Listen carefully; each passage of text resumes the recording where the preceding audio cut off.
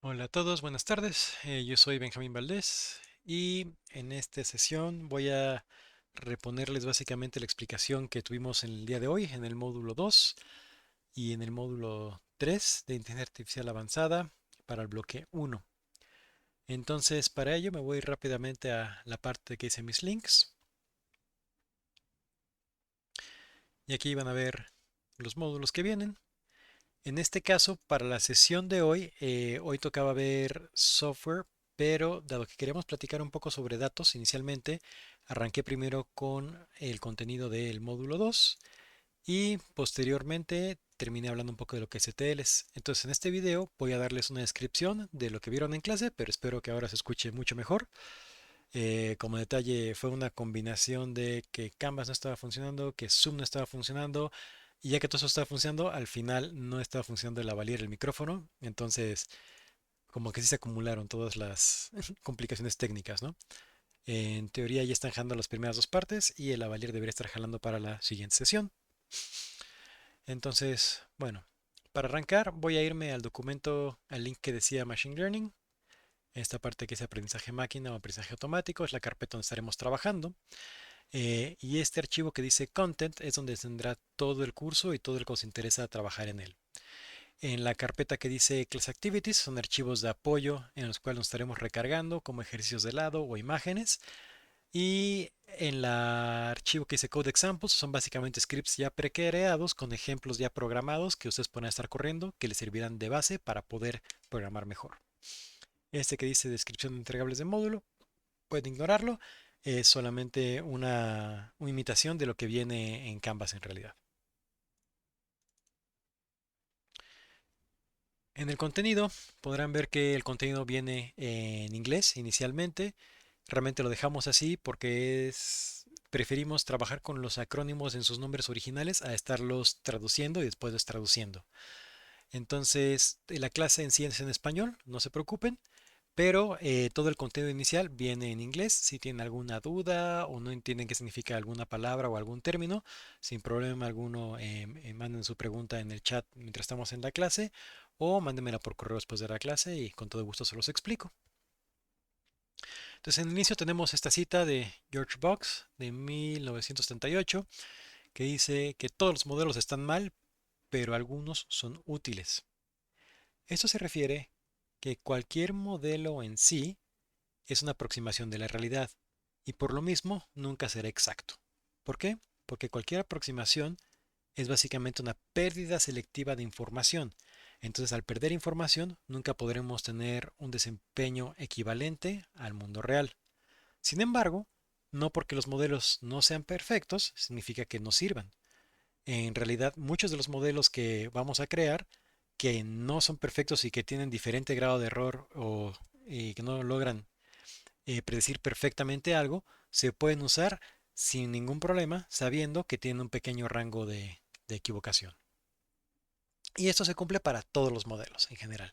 Más allá de solamente Machine Learning, estadística o cualquier otra área, mientras haya un modelo o una abstracción, hay una pérdida de conocimiento y el chiste es solo perder el conocimiento que no nos impida que nos desempeñemos correctamente. Entonces, un poco de contexto. Normalmente en esta materia o en este módulo vamos a estar trabajando en Machine Learning. Machine Learning es una subárea de la inteligencia artificial. La inteligencia artificial es un área, es un esfuerzo mucho más grande que integra muchas pequeñas disciplinas o subdisciplinas. Machine Learning es la más grande dentro de la inteligencia artificial y la parte más avanzada de Machine Learning son redes neuronales de capas profundas y esas áreas se conoce como Deep Learning. En este primer bloque vamos a estar trabajando en este módulo exclusivamente en toda la parte de Machine Learning y en el siguiente bloque, que es el bloque avanzado, con el reto más avanzado, se trabajará con las arquitecturas de Deep Learning. Lo que estamos buscando con este módulo es darles una base introductoria homóloga a todo el mundo que viene de diferentes carreras para que puedan programar sus primeros algoritmos de Machine Learning de forma básica e independiente.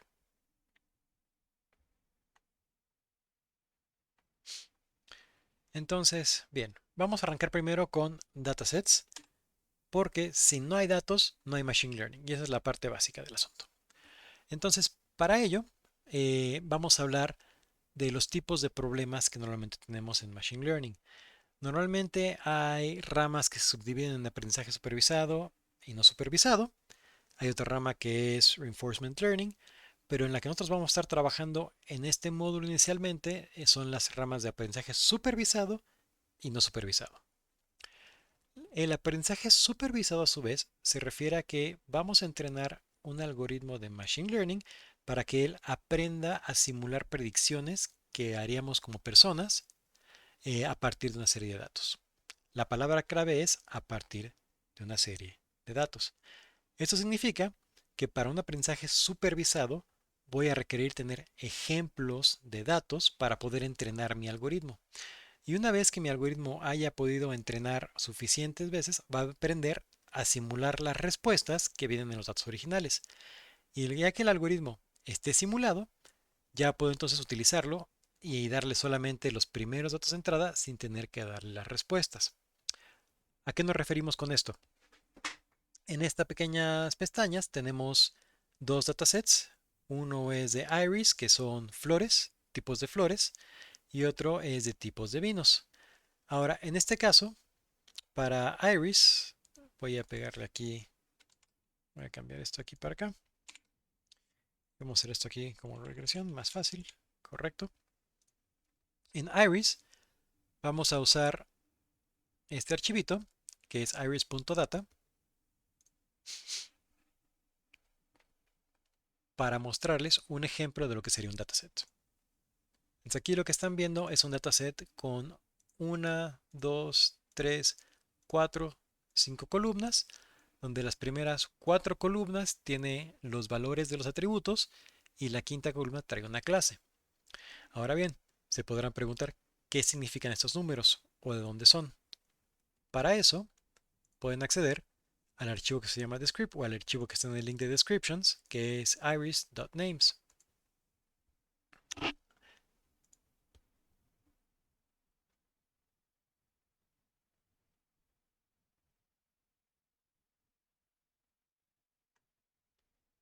Este archivo, se me acaba de caer el internet. Déjenme lo vuelvo a cargar. Ahí está. Este archivo trae una descripción completa del dataset. Es decir, es como la documentación de un proyecto de software, pero esta es la documentación de ese set de datos.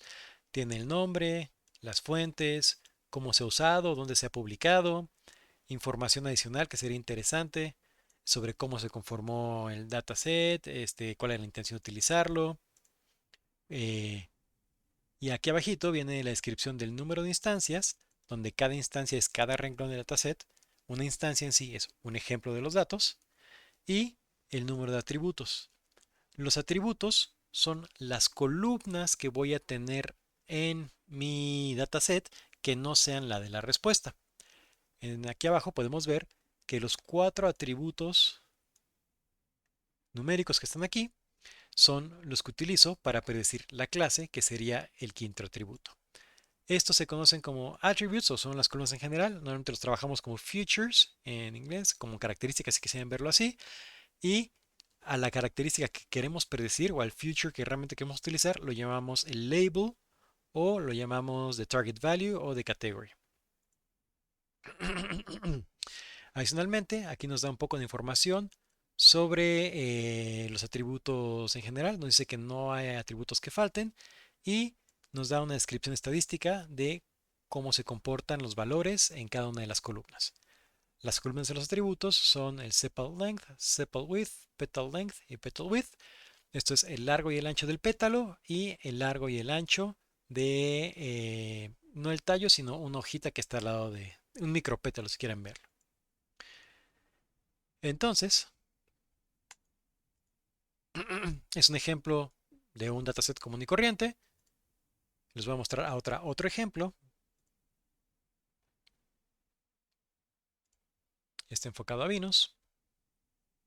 Pienso aquí igual. Aquí tengo la categoría del vino, si es vino tipo clase 1, 2 o 3. Y aquí tengo todos los valores adicionales de las características del vino. Si quiero saber qué son cada uno de estos, pues puedo consultarlo en su archivo de descripción. que es wines.names. Entonces aquí es toda la información del archivo, la documentación común y corriente, y aquí abajo ya viene el nombre de cada una de los atributos que vienen ahí. El alcohol, malic acid, ash, oxalates of ash, magnesium, total phenols, flavonoids, etcétera, etcétera, etcétera. Que básicamente son descriptores químicos sobre la bebida. Y al final te dice que tenemos tres clases, en cada una tiene este número de instancias, entonces una tiene 59 ejemplos de la clase 1, 71 ejemplos de la clase 2 y 48 ejemplos de la clase 3. Cada uno de estos números, 59, 71 y 48, son cantidades de renglones, ¿no? Entonces al final, el número total de instancias que debería tener el dataset sería la suma de estos tres valores.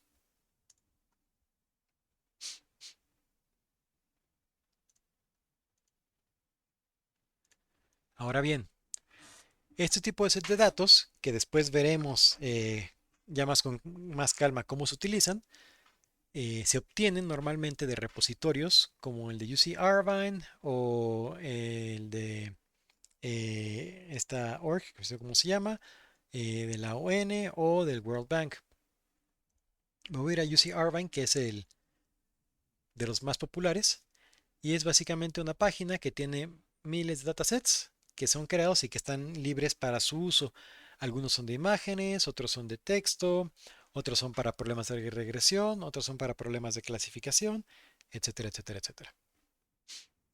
El Iris, como podemos ver, es de los más usados porque es un dataset muy simple, muy sencillo y muy chiquito y sirve para los primeros pasos en Machine Learning casi siempre. Si le damos clic ahí, nos lleva a esta ventana. Y si le damos clic aquí en Data Folder, nos va a llevar a un lugar donde podemos descargar los archivos que estamos viendo ahorita en el ejemplo, el iris.data y el iris.name.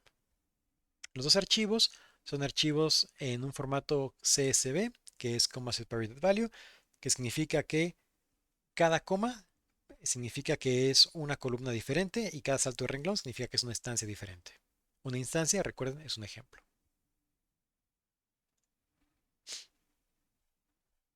Ahora bien, a manera de ejemplo de programación para que empiecen a arrancar, en esta parte que dice Code Examples les he puesto Jupyter Notebooks, que son cuadernos editores de Python que están montados en Colab, que pueden usar para aprender ustedes y ir viendo, haciendo prácticas poco a poco de lo que vamos viendo en clase. Estos se encuentran en la carpeta que dice Code Examples. Aquí están todos estos que son IPNAB. Son diferentes ejemplos de cosas que están en Jupyter Notebooks y están hechos para simplificarles la vida a ustedes y que tengan un ejemplo de referencia para los entregables, como para sus laboratorios, como para lo que quieran aprender a hacer en este módulo. Y también en el reto en realidad. Entonces, este cuaderno o este Jupyter Notebook, su única función es que les enseñe a cargar un set de datos desde un archivo CSV como el que vimos ahorita a una forma en que puedan manipularlo en Python. Entonces el primer paso es, les sugiero crear su propia copia de este archivo y subirlo a su carpeta de Google Drive donde van a estar trabajando. Ya que tengan ahí su carpeta, abren el archivo, le dan play y esto lo que va a hacer es, va a conectar este cuaderno con nuestra carpeta de Google Drive para que podamos ver nuestros archivos que están hospedados en Google Drive. Me está pidiendo aquí permiso para acceder a mi carpeta. Le digo que sí.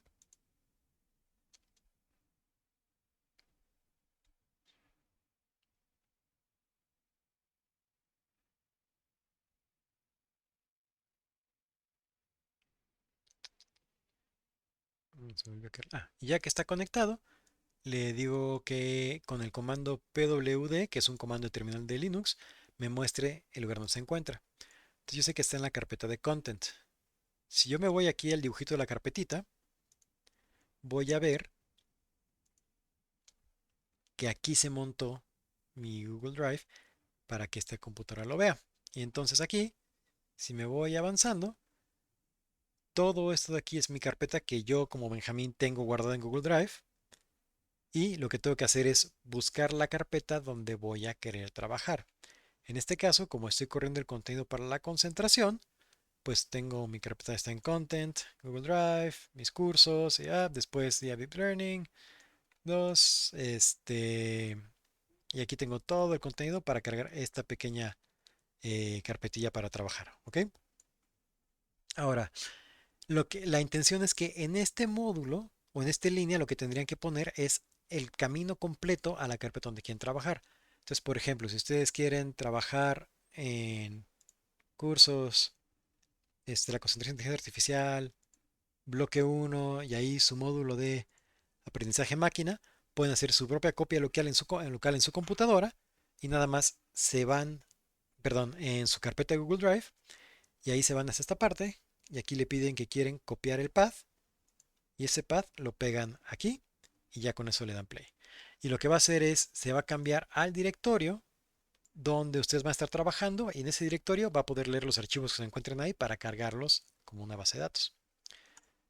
En este ejemplo, yo en ese directorio que me metí, que es todo este camino grandote, tengo varios archivos y entre ahí tengo el dataset de Iris que ahorita les mostramos, ¿no?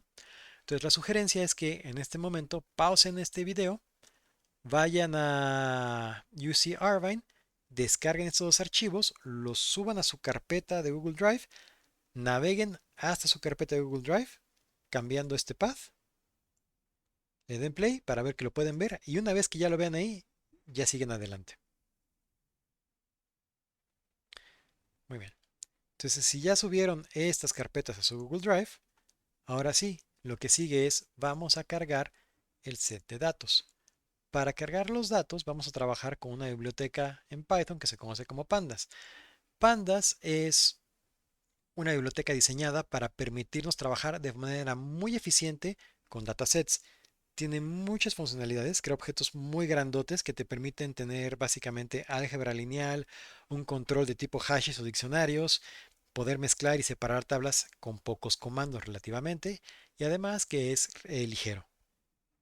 Entonces, para yo correr o montar esos archivos .csv o esos archivos de Iris en un dataset, en un data frame, perdón, de pandas, lo que hago es importo la biblioteca de pandas, defino las columnas que quiero que tengan. Entonces aquí le pongo todos los nombres como quiero que se vayan a llamar mis columnas. Estos me los puedo inventar yo. En este caso, estoy copiando los que vienen en el archivo .names de Iris. Y después le pido que haga pd, que es de pandas, .readcsv, y le doy el nombre del archivo y las columnas como tendrán que llamarse. Esto solo va a funcionar si en su carpeta de Google Drive, en donde están en ese momento, navegaron en la instrucción anterior hasta esa carpeta y si este archivo se encuentra en esa carpeta. Si no, les va a tronar y les va a decir que el archivo no existe. Si le dan play, entonces carga el archivo y les va a mostrar cuando ponen df.head, muestra los primeros 5 registros de este objeto. Entonces en este momento estoy viendo las primeras 5 líneas o las primeras 5 instancias del dataset de Iris. Como Iris en sí es un objeto, entonces me permite tanto llamar funciones, perdón, como df es un objeto, me permite llamar tanto funciones de un objeto data frame como los atributos. En este caso, si yo mando a llamar atributo de columnas, pues me va a mostrar una lista con o un NumPy array con los nombres de cada una de las columnas. Si yo quisiera acceder solamente a una de estas columnas a su vez para observar un atributo o experimentar en él o transformarlo o algo, puedo darle play aquí y lo que hace es me permite acceder a esto como si fuera la sintaxis de una llave del objeto dataframe que yo creé, le doy el nombre de la columna y me devuelve solamente los datos en su valor. Aquí, como yo no le di head, me muestra todos desde el 0 hasta el 150, bueno, 149. Si aquí yo le pusiera head, me mostraría solamente los primeros 5.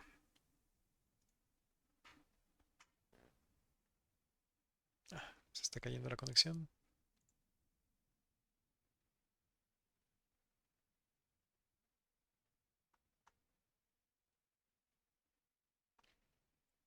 Bueno, en lo que sigue cargando la conexión, para no perder tiempo, voy a seguir avanzando poco a poco. Eh, Adicionalmente, pueden no solo sacar una columna, sino sacar varias columnas y pasárselas como un arreglo anidado. Y esto les permite hacer básicamente subtablas que les va a permitir poder manejar la información de forma más fácil para sus algoritmos de Machine Learning. También me permite separar y generar tablas diferentes. En este caso voy a separar en X y en X voy a poner los atributos y en Y voy a poner la clase. ¿Qué significa esto? En X voy a poner la información que sería el input de entrada para un algoritmo de Machine Learning y en Y voy a poner la variable que yo quisiera predecir o el ejemplo que yo quiero aprender para usarlo. Todos estos son el número de renglones. Entonces, como aquí tengo 150 instancias, lo que va a hacer es, me va a poner 150 renglones de solo estas cuatro columnas de un lado y una sola columna de 150 renglones en el otro data frame. Y de esta forma yo puedo separar entre mis atributos de entrada y mis clases, mis variables y o mis targets, depende cómo le quieran decir. Ahora, para poder trabajar con esto de forma más avanzada, lo que vamos a hacer es, vamos a tomar el data frame de X y vamos a imprimir ahorita la cabeza. Estos son los datos que tenía previamente para mostrar que realmente les está mostrando estas primeras cuatro columnas. Si yo quisiera imprimir el data frame de Y, lo que me mostraría sería estas cinco instancias, esta columna que es básicamente la clase. En este caso, este dataset tiene primero todas las clases de Iris setosa, después tienen todas las otras dos clases, que es Iris virginica y Iris versicolor. Finalmente, Pandas me permite ir todavía más allá. No solo me permite sacar pedacitos de tablas, sino me permite sacar esos pedazos de tablas, hacer operaciones con ellos, como de álgebra lineal, o sea, con la columna completa, y agregarlas como nuevas columnas a la misma tabla. Entonces, este df-x es el mismo que teníamos en la parte superior, que solo tenía cuatro columnas. Lo que estoy haciendo aquí es, estoy sacando los datos del sepal, del ancho, y el sepal de su length, de su largo. Lo estoy dividiendo para obtener una proporción o un ratio. Y ese ratio lo estoy guardando en esta columna que se va a llamar sepal proportion. Lo que eso me permite decir entonces es que a mi dataset original le estoy agregando ahora dos columnas extra para poder tener unas columnas calculadas que me permitan tener información un poco más comprimida sobre la razón que hay entre el largo por el ancho, tanto para el sepal como para el petal. En este punto, una vez que acaban de correr este pequeño tutorial, la sugerencia es que ahora vayan, descarguen otro archivo, busquen otro dentro de Arvine que les llame la atención. Puede ser que lo hagan con el mismo de Wines o pueden ser que descarguen otro que se les haga interesante y hagan todo lo que hicimos ahorita para correrlo y montarlo en Pandas y que tengan la tranquilidad de que ya saben cómo cargar un data frame y que ya no se tengan que pelear con esa hoja en blanco, ¿no? Que cuando les digan, oye, para el siguiente algoritmo carga tus datos, les digan, ah, claro, no te preocupes, nada más descargo el archivo, lo subo a mi drive, comparto el drive y después lo jalo desde Pandas con el notebook como el que hemos visto. Mi sugerencia es que creen un notebook para cada set de datos diferente que vayan creando para que vayan salvando esos cuadernos como proyectos separados y les sirvan como referencia para seguir más adelante.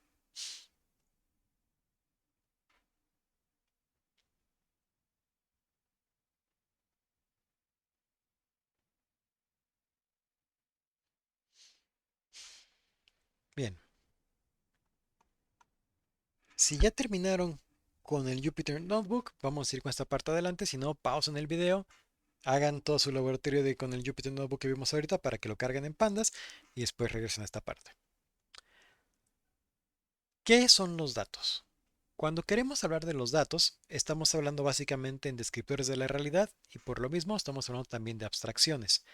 Lo que están viendo a continuación son un ejemplo en este lado de objetos del mundo real, entre comillas, objetos, cómo se preprocesan para representarse en datos y la forma en la que se almacenarían esas representaciones. En el primer caso tenemos el ejemplo de un correo. Entonces un correo que podría ser lo que estamos viendo aquí, que es to Chris Brooks from Daniel Romero, con el subject next course offering y abajo el texto. Realmente como yo lo tendría que guardar para pasárselo a un algoritmo de Machine Learning para que lo procesase, tendría que transformarlo de tal forma que lo tuviera en una especie de tabla que me dijera qué patrones están ahí que se pueden detectar. En este caso, en las primeras aproximaciones que había de procesamiento del lenguaje natural, lo que se hacía era se contaban las palabras y con esto se generaban tablitas como las que vimos ahorita de CSVs, donde cada una de estas palabras era una columna y en cada uno de los renglones venía el conteo de cuántas palabras había de ese tipo en ese correo. Y entonces en cada renglón representaba un correo diferente. Entonces, por ejemplo, este sería una sola línea que tendría un renglón que diría todo esto y esta sería en cada una de las columnas. Poder tener aquí otros 300 correos de diferentes autores y aquí lo que tendría es el conteo de palabras diferentes a lo largo de esas columnas para cada correo. Y así es como se procesaba el lenguaje natural en sus primeros inicios en Machine Learning. En el caso de una imagen, lo que tengo es una imagen al fin y al cabo, es una representación en píxeles que se guardan casi siempre como una matriz de números.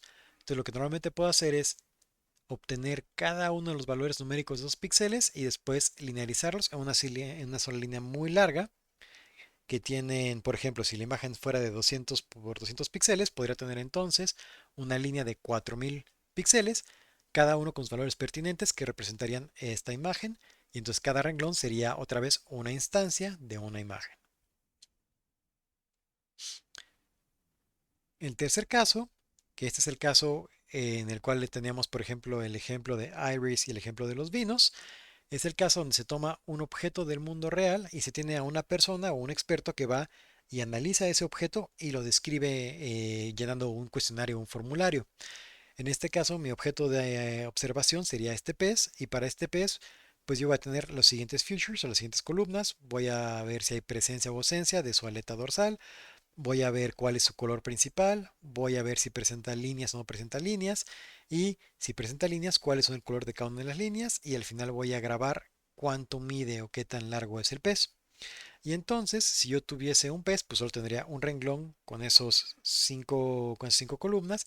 Si yo tuviera 300 peces, pues tendría entonces 300 renglones y cada uno tendría valores diferentes en esta parte, pero se esperaría que todos compartiesen las mismas columnas.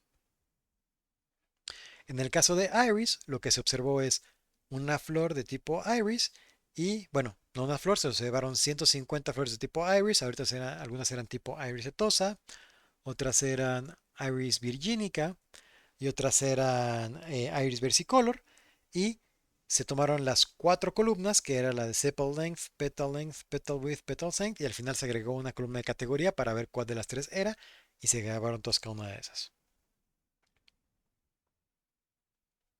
Entonces, por ejemplo, ¿cómo se hace ese proceso?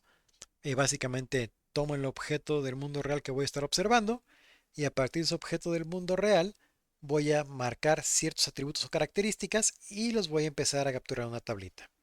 Y eso se conoce como Feature Representation. Feature Representation o mis atributos en este caso serían la masa, que en este caso para una manzana sería 162, el ancho que sería 7.5, el alto que sería 7.1 y el color, que en este caso está categorizado como .83, que sería una versión de rojo, por decir algo, ¿no? O un tono de rojo. Por el otro lado, tengo Label Information, que sería lo que pondríamos en la categoría Y, que sería una forma de definir a qué categoría pertenece o cuál es el nombre de esta cosa que está aquí. De tal forma que yo sé que la categoría Apple o manzana tiene estas características. Si yo midiese otras 50 manzanas, pues todas compartirían el nombre de Apple, de Fruit Name, pero cada una de ellas tendría estos valores diferentes para cada una de ellas y que sería lo que sus características individuales per se.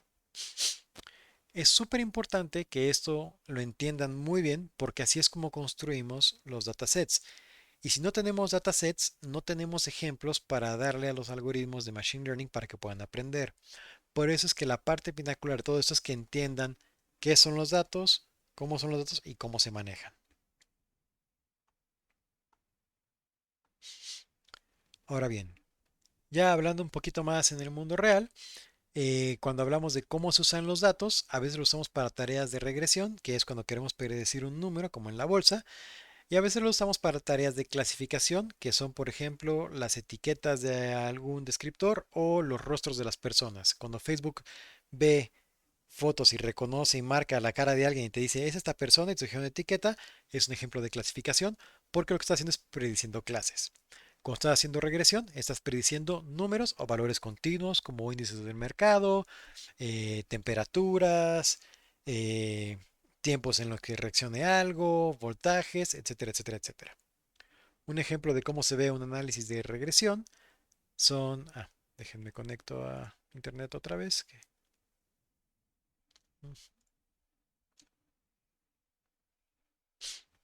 Un ejemplo de regresión pueden ser estos típicos indicadores financieros, donde estas cositas que ven aquí es el dataset, es el histórico de cómo ha ido avanzando, representados en dos dimensiones de manera gráfica.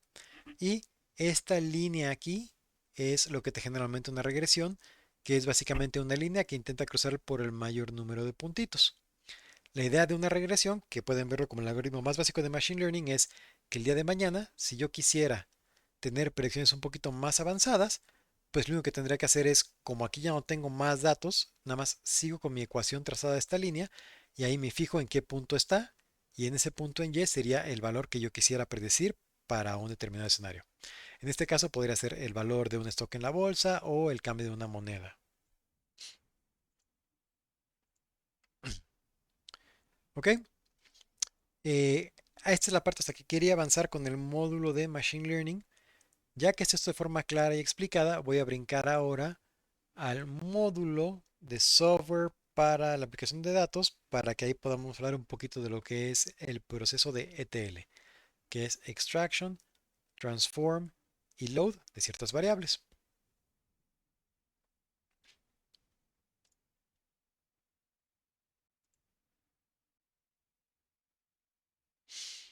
Igual, se meten al link en la parte de mis links, el que dice software, y los va a llevar a esta carpeta. Y en esta carpeta se va el archivo de contenido. Aquí es donde viene toda la información que vamos a estar trabajando en esta sesión. Bueno, de hecho en todas las sesiones de este módulo. Y aquí vienen códigos de respaldo que podemos estar utilizando para mejorar seguridad de programación o ejemplos de clase. Y otros materiales de referencia que podrían ser útiles para ejemplos en clase o actividades en clase.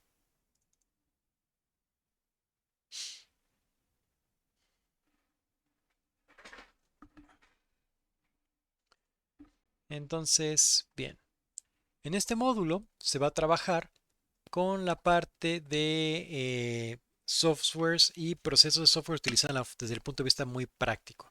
Más que intentar profundizar a fondo en qué es cada cosa o de dónde viene o cuál es su implicación teórica, nos vamos a enfocar un poquito más en cómo se hace un paso o para qué sirve. En la primera parte del módulo, que va a ser básicamente esta semana, vamos a trabajar sobre ETLs.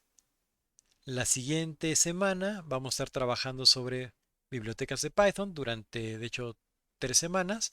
Y la última semana de este modulito vamos a trabajar sobre bases de datos relacionales en SQL conectadas con AWS.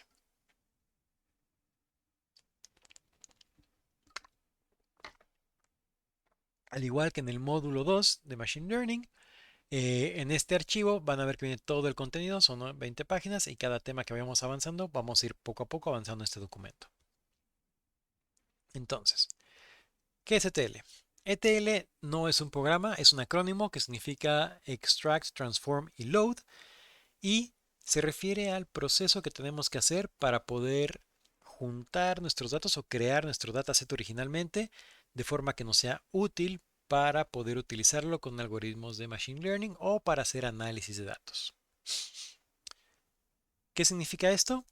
Que ETL se puede realizar en muchas diferentes herramientas, en muchos diferentes lenguajes de programación. Podría hacerlo incluso manualmente en Excel, pero tardarías muchísimo porque a veces tienes que procesar millones y millones de datos. Y de hecho es común tener tantos datos y hacerlo manualmente, pues te vuelves casi loco, ¿no? Intentando editar línea por línea algo en un archivo de Excel o cosas por el estilo. Entonces, en esta primera sesión voy a platicarles un poquito de cómo funcionan estos conceptos y qué es lo que hacen. Y en la siguiente sesión que tengamos de este módulo, vamos a trabajar sobre cómo se harían este tipo de cosas ya con frameworks como Pandas. Entonces, hablando del proceso de extracción de datos de sistema origen. Lo primero que tengo que hacer es saber qué es lo que quiero hacer, ¿no? Con qué fin voy a extraer los datos para saber cuáles son los datos que realmente quiero obtener y no obtener datos basura que me estorben, porque toda la medición que no me ayude me va a estorbar y me va a costar muy cara. Casi siempre el costo más caro de cualquier proyecto de Machine Learning o de Data Science o de análisis de datos es la parte de la recolección de los datos. Por eso intentamos reutilizar la mayor cantidad de información posible antes de tener que ir a medir allá afuera. ¿Por qué? Porque medir allá afuera implica que tienes que contratar o encuestadores o expertos del dominio que vayan y midan el tamaño del pez, el tamaño de la flor, en la selva, en la jungla, donde se pueda, o que estén corriendo pruebas genéticas, haciendo pruebas de sangre, y todas las cosas cuestan un montón de dinero. Entonces, lo que vamos a intentar hacer aquí es solo obtener la información que ya está disponible para nosotros y si hay que medir, medir la menor cantidad de información posible para que el costo no sea tan caro y aprovechar la mejor que pueda la información que ya tenga. Eso es parte del análisis inicial que se hace de necesidades. Posteriormente, podemos buscar en las fuentes de datos que tenemos. ¿Qué significa? Como los datos para este tipo de proyectos a veces no están en el mismo lugar, puede ser que algunas partes estén en una base de datos SQL, otras estén en un repositorio de Google Drive en otro lado o de Dropbox si quieren verlo así, en archivos de Excel, y puede ser que otra tercera parte de la información esté en un repositorio en línea como el INEGI, por ejemplo, o algún instituto oficial que tú quieras meter para poder hacer correlaciones interesantes entre lo que está pasando en tu organización y entre lo que hay allá afuera. Entonces es súper importante entender que los datos no siempre van a venir integrados, lo que significa que toda la parte de extract se basa rápidamente en ver cómo juntar esos datos para que estén en un solo lugar y entonces ya poder empezar a procesarlos de forma más sencilla. Entonces la segunda parte de esto sería identificar cuáles son las posibles fuentes de los datos o los formatos en los que están guardados esos archivos. Finalmente, viene la parte ya de extracción de datos per se, que ya es, ya cuando sabes qué es lo que tienes que obtener, de dónde, qué es lo que tienes que obtener y de dónde va a salir cada cosa, y ya buscas cómo jalarlo con funciones específicas que te permitan obtenerla todo en un solo lugar junto y lo más limpio posible. Ahora bien, hay diferentes formas de cómo realizar una extracción. La extracción en sí se puede hacer de tres formas, o tres formas normalmente. La primera es full extract o extracción total. Y esto es, tráeme todos los datos posibles que existan ahí. Esto normalmente no se aconseja, salvo el dataset no sea tan grande, eh, porque a veces es muy costoso hacerlo. Y toda la información adicional que traigas la vas a tener que estar utilizando y montando en los modelos y es costosa.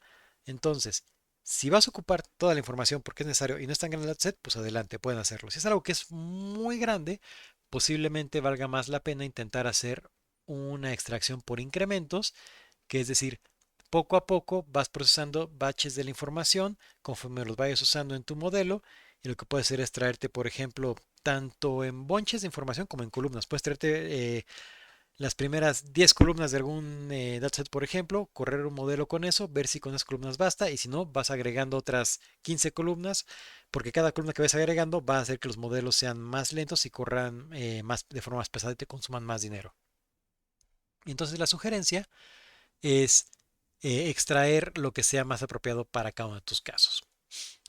Si no estás en caso uno ni caso 2, si no quieres extraer todo completamente y tampoco quieres extraerlo de forma incremental. Ah, bueno, la otra forma incremental es cuando te lo vas trayendo por incremental en cuanto a renglones. Te traes batches de las primeras 1000 instancias, después las segundas 1000 instancias y te vas hasta que parseas las 30 millones de instancias que tengas. Y con cada batch vas entrenando y mejorando tus modelos poco a poco. Y eso te permite saber que si en un punto dado ya tu modelo está entrando de forma correcta, tal vez ya no sea necesario darle el resto de la información, lo cual solamente haría el modelo más lento y también más caro.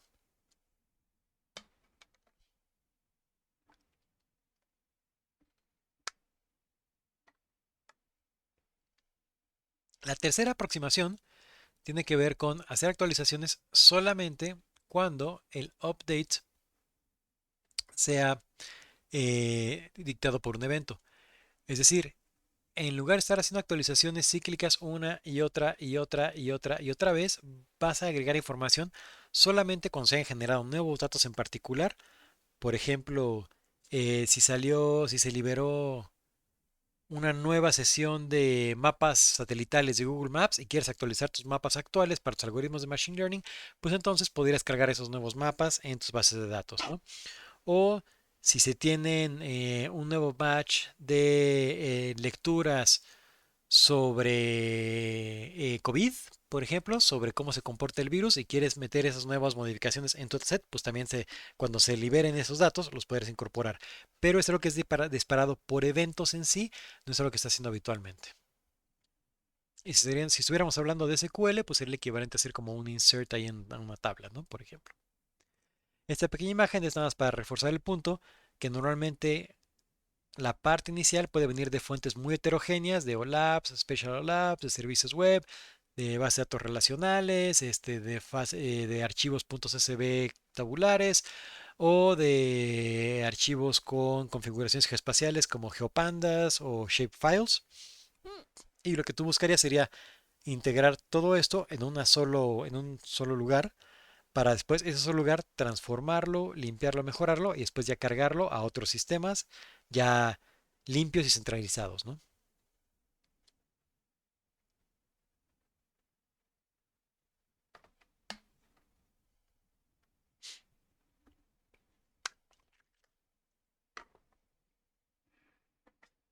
Ahora bien, como en este punto vamos a estar trabajando normalmente con ya sea o base de datos o archivos CSVs, normalmente tenemos que tener cuidado con los tipos de datos que estemos trabajando.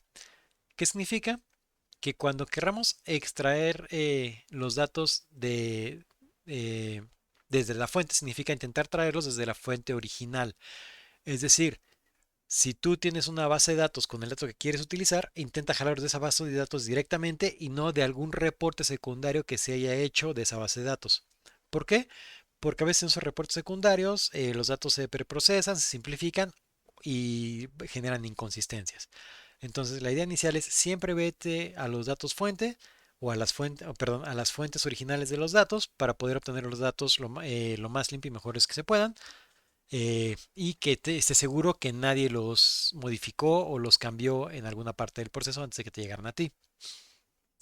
Un segundo punto es, hay que siempre analizar los datos extraídos para ver qué tipo de datos son, si se cumplen con lo que está buscando uno para el proyecto, es decir, checar si son enteros, si son reales, si son de cadena o carácter, en caso que estés hablando o alfanumérico, estás hablando de base de datos, si son lógicos, si son columnas de true or false, o si son complejos, es decir, si tu dato en ese renglón es más bien un arreglo completo de otros subdatos que habrá que estar checando y analizando, o que son en integración entre otras columnas. Si estamos trabajando con archivos de tipo CSV que no son bases de datos per se, eh, cambia un poquito la tónica y más que estar buscando como este tipo de dato que está muy casado con tablas SQL, lo podrías cargar hacia simplemente saber si el dato es tipo numérico o categórico y básicamente si se representa como un número que está creciendo con un valor determinado o si su operación se puede mapear como alguna clase o categoría. Una vez dicho eso, ya que se han analizado los datos, es importante verificar que los datos que se extrajeron sean de calidad, ¿no? ¿Y qué significa? Que realmente sean datos que sean relevantes para el proyecto en el que estoy trabajando, para que todo el trabajo que voy a hacer posteriormente realmente sirva de algo. Si desde que yo estoy empezando a extraer los datos veo que no son los datos que voy a estar ocupando y que no me van a servir para el proyecto que quiero hacer, entonces conviene más bien buscar otros datos en lugar de preprocesar esos de gratis y después nada más borrar esas columnas.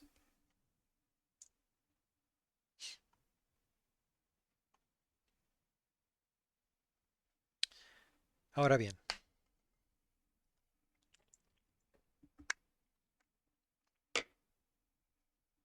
una vez que ya tengo la extracción de los datos, lo que voy a querer hacer es empezar a aplicar transformación.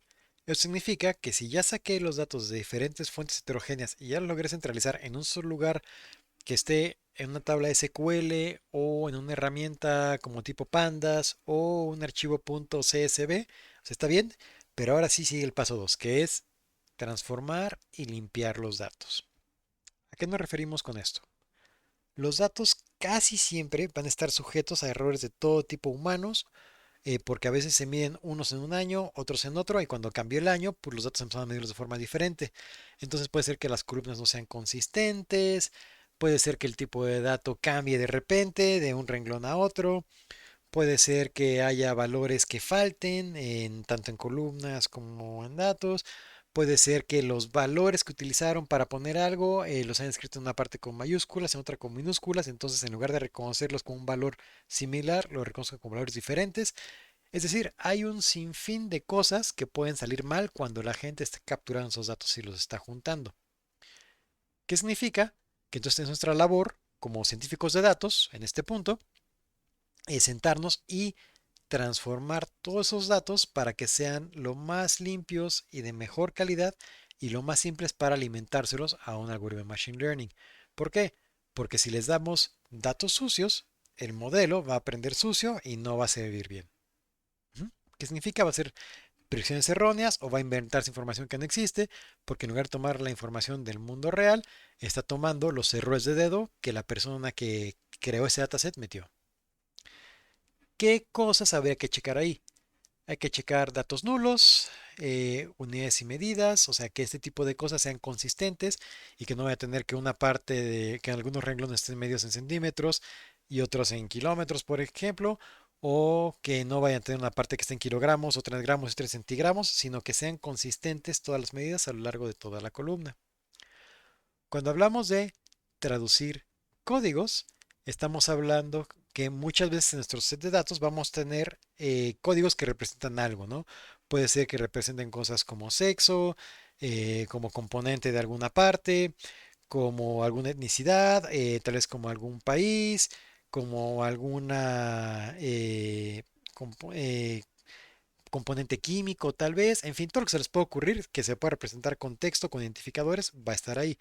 Y es súper importante checar que esos códigos al traducirse sean consistentes, ¿no? Que todos los H-1 sean H-1 y que no tenga por ahí un H1 sin guión o un H minúscula o un H espacio 1, porque todas esas cosas generarían identificadores diferentes y el modelo va a pensar que son cosas diferentes en lugar de saber que es el mismo identificador. Cuando hablamos de obtener valores calculados, se refiere a obtener valores que se vayan generando sobre el dataset. Por ejemplo, muchas veces vamos a tener lecturas y mientras las lecturas son llevadas de algún lugar, voy a tener valores que se registran automáticamente sobre cuándo se midió eso. Un ejemplo típico es el timestamp, ¿no? Que puede estar ahí. O puede ser algún valor que esté compuesto, como por ejemplo si tengo la fecha, pues a veces nada más quiero sacar el mes, a veces quiero sacar la hora, y entonces son variables un poquito más complejas que puedo sacar parte de esas variables para representar en esa columna y necesito saber que sean igual consistentes y congruentes con todas las lecturas que estoy viendo alrededor. Eh, Relacionar diferentes fuentes de datos, es lo que hemos platicado anteriormente. Si tengo cosas que vienen de un SQL y tengo cosas que vienen de un punto CSV, pues que cuando los junte a todos en una tabla gigantesca master, pues estas cosas hagan match en sí. Agrupar datos. Hay veces que voy a querer juntar todos los datos por alguna región. Por ejemplo, estamos hablando de un set de datos de alumnos del TEC de Monterrey. Es muy posible que yo junte a todos los alumnos del sistema y tenga ahí, yo qué sé, 400.000 alumnos registrados en en una tabla gigantesca, pero me va a gustar saber cuáles son del campus Querétaro, cuáles son del campus Puebla, cuáles son del campus Monterrey, cuáles son del campus de otro lado. Entonces es posible que los agrupe por regiones y estaría normalmente o agrupando con columnas diferentes que tengan etiqueta de la región o haciendo pequeñas subcolumnas dependiendo de la tecnología que estén utilizando. Generar campos de ID. Es muy común que cuando estoy generando un dataset grandote nuevo, voy a querer tener un ID de cada renglón para poder saber si alguna instancia está mal, ubicar cuál es y encontrarla rápidamente.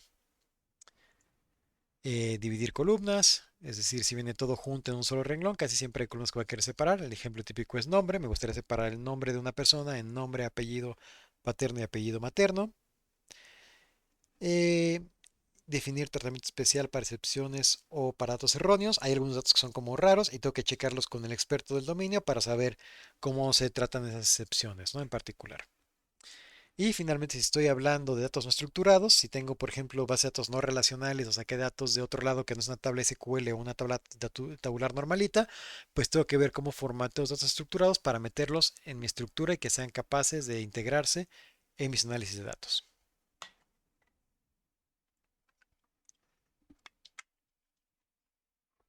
Ahora, la parte de limpieza de datos. Para yo poder trabajar con estos datos, tengo que asegurarme que los datos son correctos, inequívocos, consistentes y completos. Sus nombres son explicativos. Correctos, que realmente escriba lo que tienen que escribir de forma real, ¿no? Que no esté metiendo ahí información equivocada. Inequívocos, que cada valor que ponga ahí solo sea uno y se pueda interpretar de una sola forma.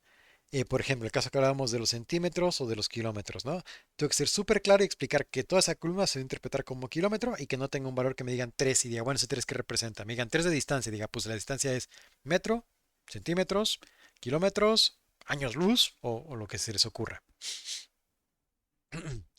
Consistente, que en esa columna, en ese renglón en particular, solo tenga un valor y que no tenga 4 o 5 valores que puedan estar cambiando y que no sepa cuál es el bueno, ¿no?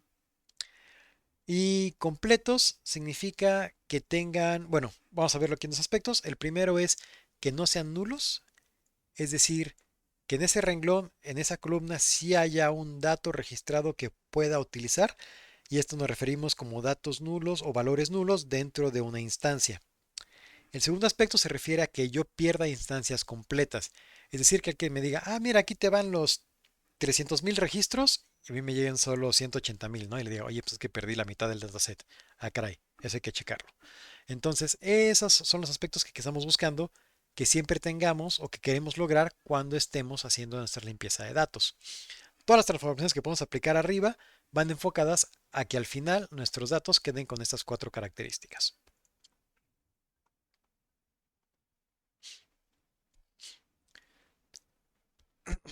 Ahora, un poquito del porqué de esto. Normalmente este proceso de limpieza de datos se conoce como data cleaning o data scrubbing y el proceso de transformación que va asociado se conoce también como data wrangling. Eh, ¿Cuál es el propósito de esto? Lo que queremos hacer es,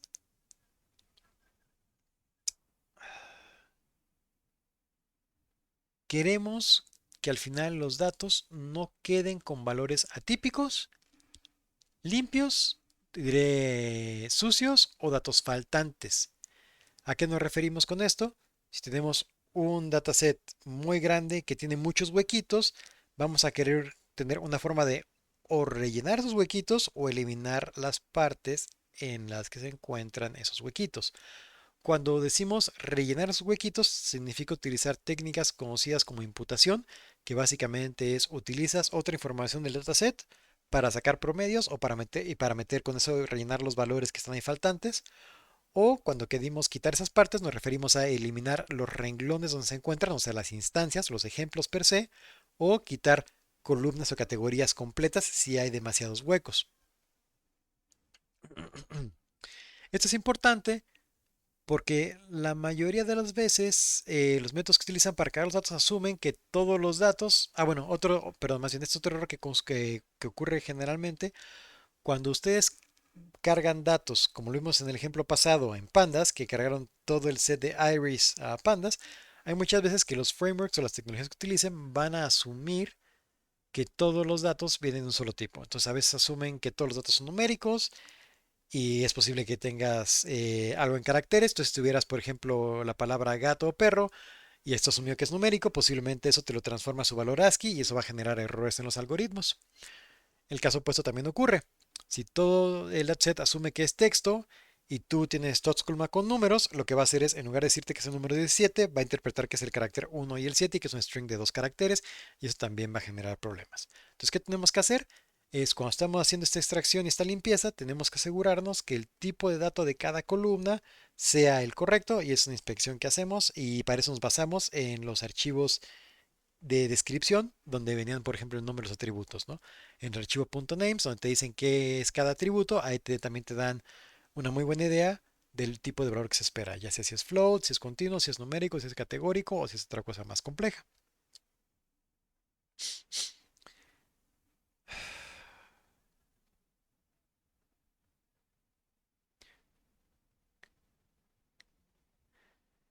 Otros aspectos a cuidar ahí es algunos algoritmos de Machine Learning excluyen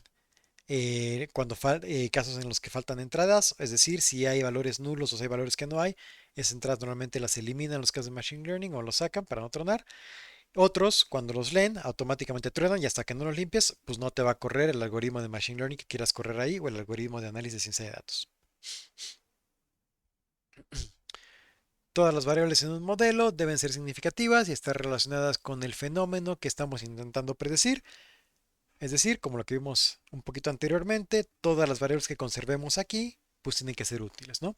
Si tengo una variable o un dataset que estoy hablando sobre comida gastronómica en México y por alguna extraña razón en la comida gastronómica en México, en ese dataset, veo una columna que habla sobre las elecciones presidenciales del año anterior, pues esa variable no me gustaría tenerla ahí, entonces habría que descartarla e ignorarla para que no me estorbe, porque la información que no me apoye casi siempre me va a estar estorbando y me va a hacer mis modelos más lentos, más sucios y van a implicar casi siempre mucho más trabajo para mí. Y el trabajo va a aumentar casi siempre de forma exponencial, porque cada variable nueva pues tiene que ser procesada a su vez, tanto por los algoritmos de forma exponencial como por los pasos que hay que hacer para limpiar las cosas. Entonces hay que ser muy cuidadosos y procurar solamente incluir lo que realmente nos va a ayudar en nuestros set de datos.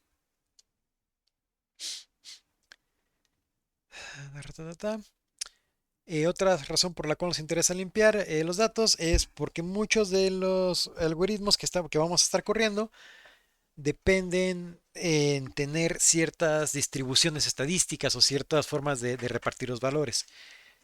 Para esto vamos a ver posteriormente en otros módulos técnicas de escalamiento, que son básicamente formas para transformar los valores en una columna y en lugar de que vayan de menos infinito a más infinito, acotarlas a rangos como de -1 a 1 y se comporten de cierta forma casi casi porcentual, si quieren verlo incluso así, eh, para que nos sea mucho más fácil que el algoritmo de Machine Learning aprenda de forma más rápida y no se confunda.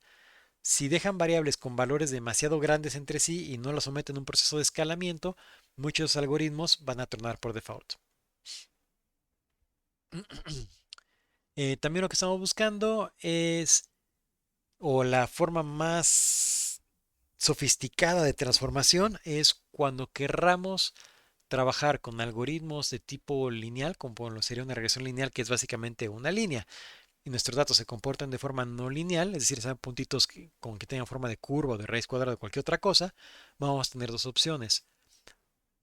O buscamos un algoritmo más complejo como una regresión polinomial o alguna red neuronal o otra cosa más avanzada, o tenemos la opción a veces de transformar los datos para simplificarlos. Y eso normalmente se puede hacer a veces con logaritmos o con diferentes operaciones matemáticas, que básicamente aplicas una operación a toda la columna y eso lo que te va a permitir es que en otra dimensión, lo cual a fondo explicaremos esto después, lo simplifica a que se vea lineal en esa otra dimensión y entonces tú lo que haces es en lugar de aplicar el algoritmo simple a la dimensión donde hay muchas curvas, se lo aplicas a la dimensión donde lo linearizaste. Y eso también se toma como parte de la transformación de los datos antes de empezar a entrenar el algoritmo. Ahora bien, hablamos ahorita de mucha teoría, cosas por encima, estuvo muy abstracto todo esto, vamos a hacerlo un poquito más concreto. Entonces, así como analizamos el ejemplo anteriormente del dataset de vinos de Wines y el dataset de Iris, hay otro dataset muy famoso que también se utiliza para aprender, al igual que Wines y Iris, que es el dataset del Titanic. Y básicamente son los registros de las embarcaciones del Titanic que se hundió en su momento, y el reto es predecir la posibilidad de que alguien sobreviva o muera de los pasajeros que subió al Titanic. Entonces, ¿qué te dan? Los ejemplos de columnas que te dan son los que están viendo aquí. Name, sex, age, si tiene parientes, si había padres o hijos, el número de tickets, o sea, del boleto, el precio, la cabina y en qué puerto se embarcaron. Aquí abajo viene una descripción. Esto sería lo que vendría normalmente en el archivo de names. Y aquí les describen qué significa cada una de esas columnas, ¿no? O sea, sex, bueno, age es age, sex es sex, name es name. Sibsbit is the number of siblings, spouses aboard. Parch, number of parents or children aboard. Ticket number, pues el ticket number.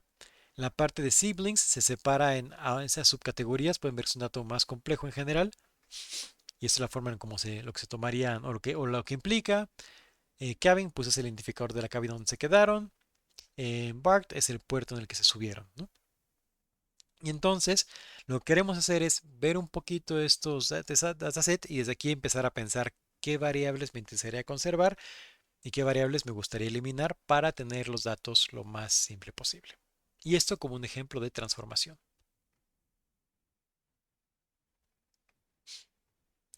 Y entonces aquí, que tengo otra vista, este dataset en general es mucho más grande, pero aquí solamente le estamos dando las primeras 10 instancias, como para ejemplo educativo. Entonces, estos son mis atributos. Este atributo aquí, el de survive, es realmente mi clase o lo que quiero predecir, si alguien sobrevive o no. 1 es que sobrevivió, 0 es que no sobrevivió. Y en este caso, los datos irrelevantes o los que me gustaría quitar para el análisis de supervivencia o no son los que marcamos en rojo. ¿Por qué? Porque el ID del renglón del pasajero pues no me va a decir nada realmente. Como estoy buscando patrones, patrones significa que estoy buscando repeticiones. Entonces cualquier cosa que tenga un valor único para una instancia y que no se repite en ningún otro lado, pues no me sirve, porque eso no genera un patrón, simplemente ser un valor único siempre. Entonces cosas como IDs, cosas como nombres propios que no se repiten nunca y cosas como identificadores de boletos que tampoco se repiten nunca, pues no me van a servir aquí y me van a estorbar. Entonces lo que voy a hacer va a ser eliminarlos y quedarme solo con estas columnas de passenger class, sex, age, siblings, parent child, fare, cabin y embarked. Ahora, dicho eso, ya sabemos qué columnas vamos a eliminar, ¿no? Segunda parte. Queremos ver ahora sí la parte de valores faltantes, de cuando esas columnas tienen valores que no me sirven. NaN es not a number y es uno de los posibles identificadores. Hay muchos, pero son los posibles identificadores que se pueden encontrar para determinar que nos obtuvo el dato. Hay veces que va a venir una línea vacía, hay veces que va a venir solamente un guión bajo, hay veces que va a haber un nil, hay veces que va a haber un null, hay veces que va a decir NA, hay veces que va a decir NaN. Depende mucho de qué tecnología han usado para la creación original del dataset y su registro en un archivo, ¿no? Eh, en este caso, lo que queremos saber es, para este dataset en particular, qué hacer con estos valores que están faltando. Si yo veo que le faltan la mayoría de datos a una columna, posiblemente lo que más me convenga sea eliminar la columna completa, porque le faltan tantos datos a esa columna que realmente no me va a servir cuando quiera hacer mi análisis y me va a meter ruido más de lo que me va a ayudar. En cambio, si tengo otra columna que solo faltan un par de datos, lo que puedo hacer es conservar la columna y estos datos de aquí puedo rellenarlos con algún proceso de imputación, ya sea sacando un promedio entre el promedio de las edades y ahí lo pongo, o poniéndole alguna edad que sea la que más se repita, o puedo buscar algo más avanzado como una especie de regresión de edades y poner ahí el valor que quepa.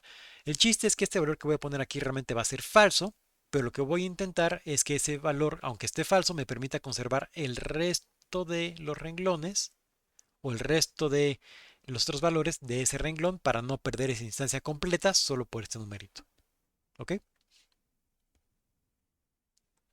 Entonces, precisamente para hacer esos análisis, que siempre me conviene hacer utilizando los frameworks como Pandas o como otras herramientas de ETLs, un análisis de cuántos valores faltantes hay en las columnas. Entonces, en este ejemplo, para Titanic, el 20% de los valores son faltantes, lo cual es un valor alto, pero no son tantos. ¿Qué significa esto? Que aunque faltan algunos datos, pues tiene características útiles que aparentemente pueden servir. Entonces lo que voy a hacer es voy a buscar alguna técnica de imputación para rellenar esos valores y no perder toda esa cantidad de líneas que son bastantes, ¿no? Que son 20. En el caso de cabinas, son tantos valores que hay aquí que lo que voy a hacer es voy a eliminar más bien la columna de cabina para que no me estorbe. En el caso de Age, pues sí vale la pena que la conserve porque solamente el 20%. Entonces el 80% de los renglones, pues sí me gustaría poder conservar el valor de Age para poder utilizarlos en mi análisis. En este caso, la columna completa de cabina la voy a eliminar porque es el 70%. Entonces, pues ahí tendría que deshacerme del 70% de mis renglones en caso de que quisiera conservar la parte de cabina. No me conviene, mejor tiro la parte de cabina y me quedo con todos los demás. En el caso de Embarked, como son muy poquitos, en lugar de echarme el proceso de imputación que es muy complejo, pues sí puedo decir, mira, pues solo es el menos del 1%, pues puedo eliminar esos renglones completos y ya así me libro de ningún problema. Entonces, moraleja, cuando falte la mayoría de la columna, eliminas la columna. Cuando casi no falte nada, sea menos del 1%, eliminas los renglones completos donde hay esas faltantes. Y cuando es un porcentaje alto, pero no es tan grande, entonces sí me conviene utilizar algún mecanismo de imputación para no perder el 20% de mis ejemplos. ¿Ok? Ahora, eh, recapitulando, para el proceso de la limpieza de los datos, lo primero que voy a buscar es eliminar las variables irrelevantes, verificar el tipo de valores perdidos, o sea, probablemente lo que haya eliminado tanto con líneas o con columnas.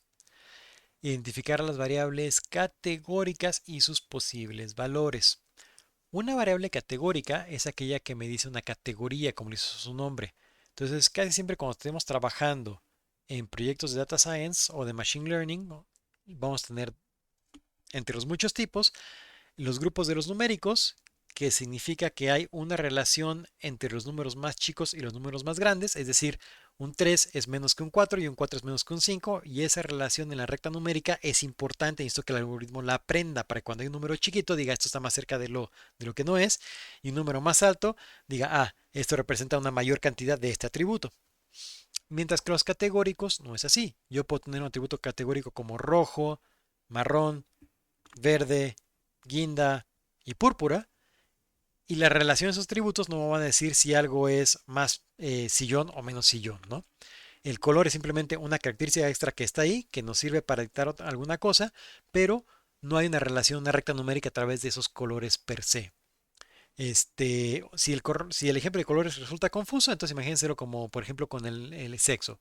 Puedo tener hombre, puedo tener, bueno, masculino o femenino, género, ya puedo hablar de todo tipo de géneros que han surgido últimamente, preferencia sexual también en su caso, y cada uno de ellos no tiene una relación numérica per se. No se trata de que, yo qué sé, este, hombre sea un número más alto que mujer o viceversa, mujer es un número más alto que hombre, simplemente si hombre es 1 y mujer es 2, pues lo único que significa es que ese uno y un 2 son categorías diferentes, pero no están realmente alineados en la recta numérica. Y eso es importante porque cuando se lo pasamos a un algoritmo de Machine Learning, tenemos que decirle, esto trátalo como categoría y esto trátalo como número. Entonces lo que es categoría va a decir, es un 1 y un 2, son números separados, no tienen nada que ver en sí, nada más es para referir a dos grupos diferentes, entonces a eso lo someto a operaciones matemáticas para categorías, y cuando tenga algún numérico va a decir, mira, la cantidad de colesterol que hay es 1, 2 y 50, entonces el 1 a los 50 sí tiene una relación de 1 más chiquito a 50 que es más grande, y entonces esa parte se somete a relaciones o a operaciones matemáticas para los modelos que están hechos específicamente para conservar esas relaciones de distancia o de proximidad en la recta numérica. Finalmente, es importante ver los límites superiores e inferiores de datos numéricos, básicamente para detectar casos anómalos. Si tengo un parámetro que habla de la edad y tengo casos que me están hablando de edad de -50 y edad de 320, y sé que son en años, entonces yo sé que hay algo muy extraño con esos datos y tengo que meterme y checar qué es lo que está pasando y limpiarlos y asegurarlos. Por eso que siempre es muy aconsejable observar los límites superiores e inferiores de los datos para encontrar anomalías o datos erróneos. Una vez dicho eso, si ya encontré todos los elementos de los que hablamos previamente y solamente tengo ya que lidiar con mis valores faltantes, entonces puedo proceder a borrar las columnas o a trabajar con imputación. Estos son algunos de los objetivos de imputación, que es minimizar el sesgo entre los datos, maximizar el uso de la información disponible, es decir, no perder tantas columnas o tantos renglones, y obtener estimaciones apropiadas de incertidumbre, es decir, no rellenarlos con cualquier valor extraño que se me ocurra, sino que los valores que puse ahí pues tengan sentido para que no me metan ruido extra en los datos. Normalmente, para cuando tenemos datos faltantes o casos de imputación, tenemos los siguientes escenarios. El primero es cuando es foodie missing, significa que falta un pedazote grandote de una columna, como en el caso de las cabañas, ¿no? Cuando tengo fully missing, que es un pedazo grandototototototote, a veces ya me vale la pena que me siente y piense si quiero perder la columna completa o usar algún tipo de imputación que realmente que pueda tener que puede lidiar con esto. No tal vez usar los valores iniciales y los finales y meter aquí el promedio. Y eso dependerá de si puedo darme el lujo de perder este gran número de instancias o no. Si conservar el dato implicaría, o si conservar este atributo implicaría tener que sacrificar instancias, entonces muchas veces lo que me va a convenir más es perder la columna completa, pero retener el mayor número de instancias, porque las instancias son mis ejemplos de los cuales voy a estar aprendiendo.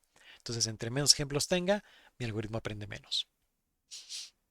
Segundo caso, que es fully missing, no cuando es un pedazo de una columna grandota, sino cuando es falta muchas partes del mismo renglón. Es decir, tengo estos tres atributos y en los tres atributos, en este punto, me falta ese valor, ¿no? En este caso, casi siempre no hay ni que pensarla, lo que se aconseja es eliminar la línea completa. Partially missing es cuando tengo un poquito de todos lados. Tengo un poquito de un atributo, un poquito de otro y está como salpicado por todos lados, ¿no? En ese caso, casi siempre es muy útil usar técnicas de imputación, y más que eliminar o un renglón completo o una columna completa, porque como están aleatoriamente repartidos por todo el dataset o en muchas partes ahí chiquitas, tendrías que perder demasiados datos o demasiadas columnas para poder eliminarlos por completo. Entonces, ¿qué significa esto?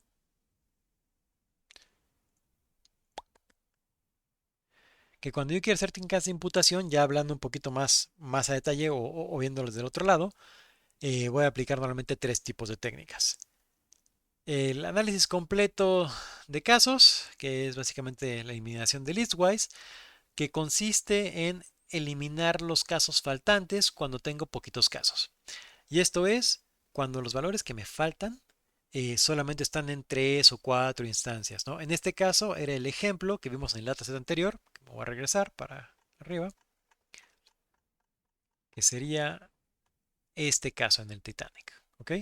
Cuando son muy poquitos datos los que me faltan, entonces me conviene eliminar esos renglones por completo porque no me van a afectar realmente en mi estadístico en general y puedo asegurarme que estoy trabajando con renglones que están totalmente limpios y no tengo el problema de datos faltantes. Cuando tengo el caso de imputación media, significa que voy a reemplazar los valores perdidos con la media general estimada. Y esto es cuando tengo, por ejemplo, la columna de H, que habíamos dicho que teníamos 20% de lados perdidos, que son pues, suficientes datos como para que sí me afecten estadísticamente porque es el 20% de mis datos, pero sí tengo una gran parte de la columna con datos que sí están completos como para poder decir, mira, pues si el 80% se comporta de esta forma, aquí puedo rellenarlos con este dato medio. Entonces eso me permite que aunque ese 20% tal vez en la edad me vaya a estorbar un poco porque es un valor pues, medio falso, que es simplemente la media, me permite a la vez conservar el otro 20% de instancias que perdería, que sí me serían muy útiles para mi modelo, porque 20% es una cantidad fuerte de instancias. El otro caso es imputación única o imputación de regresión, que lo que hace es cuando tengo uno o dos o tres valorcitos por ahí perdidos, lo que puedo hacer es tomar los valores que están antes, los valores que están después y hacer una especie de regresión y poner esa idea continua de aquí, si este valor va creciendo, creciendo, creciendo, creciendo, entonces en este punto esta variable tendría que tener este valor para que se volviera acorde. Es una especie de media que tiene mucho más sentido. La diferencia es que para poder correr una imputación de regresión, que es mucho más compleja, necesito asegurarme que tenga muchos más datos. Entonces, si me faltan muchos datos, puedo usar mejor una imputación media. Si solo me faltan poquitos datos de esa columna, me conviene hacer una imputación de regresión. Y si de plano no tengo o sea, tengo muy, muy, muy poquitos datos, muchas veces me conviene eliminar la línea completa para no tener que hacer imputación.